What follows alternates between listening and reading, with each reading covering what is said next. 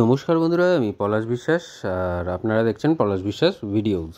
আশা করি আপনারা প্রত্যেকে ভালো আছেন আর আপনাদের বাগানের গাছগুলিও ভীষণ ভীষণ ভীষণ ভালো আছে। বন্ধুরা, থাম্বনেল আর টাইটেল থেকে বুঝতেই পেরে গেছেন যে কোন বিষয় নিয়ে আজকে আলোচনা করতে চলেছি। হ্যাঁ বন্ধুরা, নীল টগর বা বেগুনি টগর কিংবা শুটিং স্টার, স্টার ফ্লাওয়ার এরকম অজস্র নামে পরিচিত আমাদের কাছে অতি প্রিয় একটি ফুল গাছ, যেটা নীল টগর বা বেগুনি টগর নামে আমরা ডেকে থাকি। তো এই টগর গাছের পরিচর্যা এবং ডিটেলস কেয়ার, আগস্ট মাসে কি খাবার দিতে হবে, কিভাবে কেয়ার করতে হবে, টোটালটা আজকের বলে দিচ্ছি। আশা করি এই ভিডিওটা দেখার পর যারা আমার কাছে রিকোয়েস্ট করেছিলেন যে নীল টগর বা বেগুনি টগর গাছের পরিচর্যাটা দেখানোর জন্য, তাদের অনেক অনেক উপকার হবে। কারণ এই একটা গাছ আমি দেখি যে কিনা প্রায় সারা বছর ফুলে ভরে থাকে। তো বন্ধুরা, এই গাছ যাদের বাগানে নেই তাদেরকে বলবো, সমস্ত বাগানপ্রেমীদের বলবো যে এই গাছটা এনে কিন্তু লাগান। আর অবশ্যই এই গাছের থেকে কিন্তু সহজে চারা তৈরি করে নেওয়া যায়, অর্থাৎ কোনো রুট হরমোন পাউডারের প্রয়োজন নেই, কোনো কিছু নেই। জাস্ট ডাল যেগুলো অতিরিক্ত লম্বা হবে কেটে দিন, একটা ম্যাচিওর ডাল কাটবেন, কেটে মাটিতে জাস্ট পুঁতে দেবেন টবের মধ্যে, অটোমেটিক্যালি গাছ কিন্তু শিকড় ছেড়ে দেবে। তো খুব সহজে এই গাছ থেকে কিন্তু চারা তৈরি করে নেওয়া যায়। এবং আমি বলবো সমস্ত বাগানপ্রেমী বন্ধুদের কাছে এই গাছটা রাখা বাগানের অত্যন্ত দরকার, কারণ প্রচুর ফুল দেয় আর শীতকালে কিন্তু ফুলে ফুলে পুরো ভরে থাকে এই নীল টগর বা বেগুনি টগর গাছ। তো যেটা বলবো বন্ধুরা, যে পরিচর্যা আগস্ট মাসে কি খাবার দাবার দেব আর কিভাবে কেয়ারটা করতে হবে, তার আগে একটা অনুরোধ সবার কাছে, চ্যানেলটা শেয়ার করে দেওয়ার সকল বাগানপ্রেমী বন্ধুদের মাঝে। আর অবশ্যই প্রতিদিন সন্ধ্যে 6টায় বাগান সংক্রান্ত ভিডিও কিন্তু আমার চ্যানেলে আসে, তাই বলবো যারা এখনও চ্যানেলটি সাবস্ক্রাইব করেননি সাবস্ক্রাইব করে রাখুন।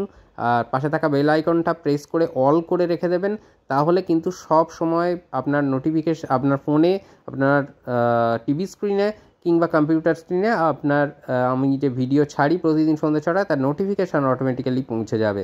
তো যেটা বলবো, এই সময়ে দাঁড়িয়ে অর্থাৎ আগস্ট মাসে আমরা এই নীল টগর গাছ বা বেগুনি টগর গাছে কি পরিচর্যা করব।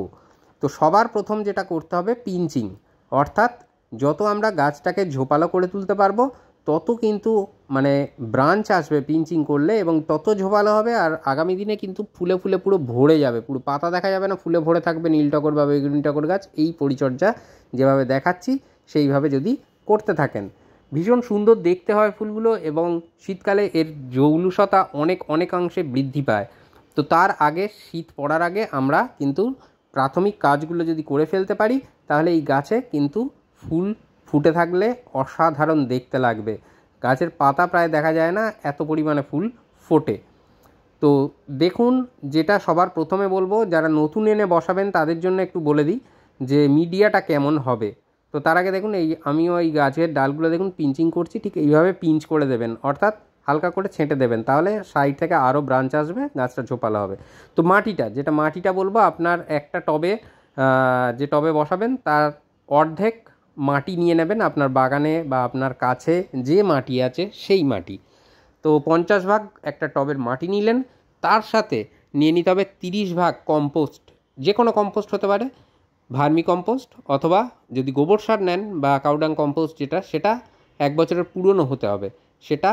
আর মাটি মিলিয়ে একটা টবের 70 ভাগ কিন্তু ভরে গেল। তো দেখুন, এখান থেকে কিন্তু শিকড়ও বেরিয়ে আসছে, অর্থাৎ বুঝতে পারছেন যে গাছ কিন্তু প্রচণ্ড পরিমাণে নতুন শিকড় ছাড়ে এবং খুব সহজে গ্রো করানো যায় ডাল থেকে, যেটা বলবো। আর বাকি যে 30% পড়ে থাকবে, সেই 30% লাল মোটা দানার বিল্ডিং কনস্ট্রাকশনের বালি মিশিয়ে নিতে হবে, অর্থাৎ মাটি আর মাটি 50, ভার্মি 30, 50, 60, 70, 80 আর 20% লাল মোটা দানার বালি। এই উপাদান দিয়ে আপনাদের কিন্তু এই টবের মিডিয়াটা নীল টগর গাছের তৈরি করে ফেলতে হবে। এই সময় বর্ষাকাল, রেগুলার বৃষ্টি হচ্ছে, তো মাটি অনেক ড্যাম্পি আছে, যাতে শিকড়ের কোনো ক্ষতি না হয় সেই জন্য জাস্ট হাত দিয়ে যতটুকু, বেশি না, 2 ইঞ্চির মতন এরকম হালকা হালকা চেপে নেবেন, তাহলে যে ফিডার রুটগুলো আছে সেগুলোর কোনো ক্ষতি হবে না, অথচ আমরা খাবারটা প্রদান করে দিতে পারবো অতি সহজেই। তো এই গাছে যে ব্যাপার, এই গাছের যে বিষয়, হালকা ময়েশ্চার মাটি পছন্দ করে, কিন্তু একদম গোড়ায় জল জমা বা কাদা জ্যাবজ্যাবে মাটি কিন্তু এই গাছের কখনোই পছন্দের নয়। তো মিডিয়াটা এইভাবেই বানাবেন আমি যেভাবে বলে দিলাম। আর অবশ্যই যে খাবারগুলো এবার দেখাতে চলেছি সেই খাবারগুলো যতদিনের ব্যবধানে বলবো ঠিক ঠিক ততদিনের ব্যবধানে আপনারা কিন্তু প্রদান করবেন, এবং আপনার বাগানের যেখানে সূর্যের আলো সবসময় বেশিক্ষণ থাকে সেই রকম জায়গায় এই গাছটিকে ঠাঁই দেবেন। তাহলে দেখবেন গাছে কিন্তু ফুলের অভাব কোনো দিন হবে না। তো যে মাটিটাকে খুঁচিয়ে নিচ্ছি তার কারণটা হচ্ছে খাবারটা প্রদান করতে হবে। এইবার এই যে খাবারটা দেব এটা মাসে একবারই দেব, অর্থাৎ আগস্ট মাস জুড়ে দ্বিতীয়বার মাটিতে আর কোনো খাবারের প্রয়োজন নেই, এই মিক্সড খাবারের আর প্রয়োজন নেই। তরল কিছু সার দিতে হবে, সেগুলো দেখিয়ে দেব বা বলে দেব। তো সেইগুলো দেখুন, একটা 10 বা 12 ইঞ্চি টবের জন্য কি কি নিয়েছি। এখানে রয়েছে 1 টেবিল চামচ পরিমাণে লেদার মিল বা চামড়াকুচি সার, এটা নিমখোল 1 টেবিল চামচ পরিমাণে রয়েছে, হাফ টেবিল চামচ পরিমাণে রয়েছে হাড় গুঁড়ো বা বোন ডাস্ট, আর এটা যেটা দেখছেন এটা ভার্মি কম্পোস্ট 1 টেবিল চামচ পরিমাণে, আর এটা দেখছেন পটাশ, অর্গানিক পটাশ, এটা হাফ টেবিল চামচ পরিমাণে। এই রেশিওতে আগস্ট মাসে খাবার দিতে হবে। সেপ্টেম্বরের খাবারটা একটু পরিবর্তন হবে, সেটা তখন দেখিয়ে দেব। আর আগস্ট মাসে কিন্তু এই খাবারটা একবারই আমরা প্রদান করব টবের মাটিতে। তো এই যে খাবারটা, এই যে মিক্সড খাবারটা তৈরি করা হলো, এটা গাছে কিন্তু যেমন ডেভেলপমেন্টে সাহায্য করবে, গাছে অজস্র ব্রাঞ্চ আসবে, তার পাশাপাশি কিন্তু ফুল দেওয়ার যে প্রবণতা সেটা কিন্তু চলতে থাকবে। তার কারণটা যে অর্গ্যানিক পটাশ এ কিন্তু স্লো রিলিজ ফার্টিলাইজার, ধীরে ধীরে মাটির সাথে মেশে এবং গাছকে নিউট্রিশন যোগায়।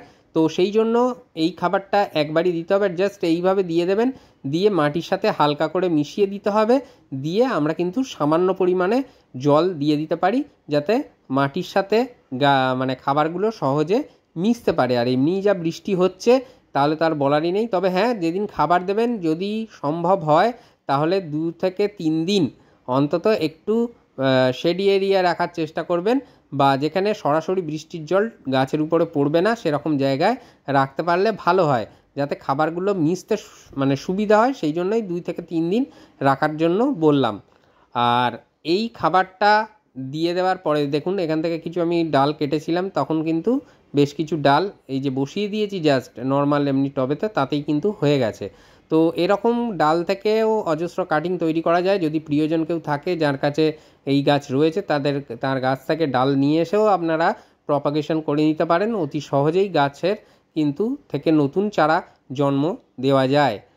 তো দেখুন হালকা করে সামান্য পরিমাণে জল দিয়ে দেব যাতে করে খাবারগুলো মেশে মাটির সাথে। আর এরপরে যেটা করতে হবে, সপ্তাহে একবার করে আপনারা কিন্তু তরল সার মানে পটাশিয়াম জাতীয় যে জৈব তরল যেগুলো আমি দেখিয়েছি সেগুলো বলছি পরে, তার আগে এই যে মাটিতে খাবার দিলেন ঠিক 2 দিন পরে যে কোনো একটা মাইক্রোনিউট্রিয়েন্ট আপনাকে গাছের পাতায় স্প্রে করে দিতে হবে। সেটা যে কোনো মাইক্রোনিউট্রিয়েন্ট হতে পারে, আমি বায়োটেক্স দেখাচ্ছি মানে এটাই দিতে হবে বা এর বিজ্ঞাপন করছি এমনটা নয়। যেটা আপনার কাছে আছে, আপনার হাতের কাছে যে অনুখাদ্য আছে, খালি একবার জাস্ট স্প্রে করে দেবেন মাটিতে খাবার দেওয়ার ঠিক 2 দিন পরে। আর দরকার নেই আগস্ট মাসে কোনো গাছের পাতায় কোনো কিছু আর স্প্রে করার। তো এইটা জাস্ট করে দেবেন। আর নিম অয়েলটা সপ্তাহে একবার করে দেবেন, কারণ পোকামাকড়ের আক্রমণ এই সময় হয়। আর যাদের গাছে আক্রমণ হয়েছে সাধারণত মিলিবাগটা, জাপ পোকা, এই দুটো জিনিস একটু দেখা যায় এই নীল টগর বা বেগুনি টগর গাছে।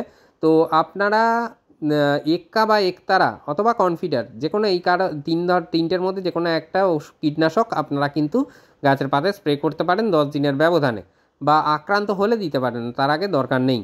আর নিম অয়েলটা করে যান সপ্তাহে একবার করে স্প্রে, সন্ধ্যাবেলা করবেন বা বিকেলের দিকে করবেন, তাহলে খুব ভালো রেজাল্ট আপনারা পাবেন।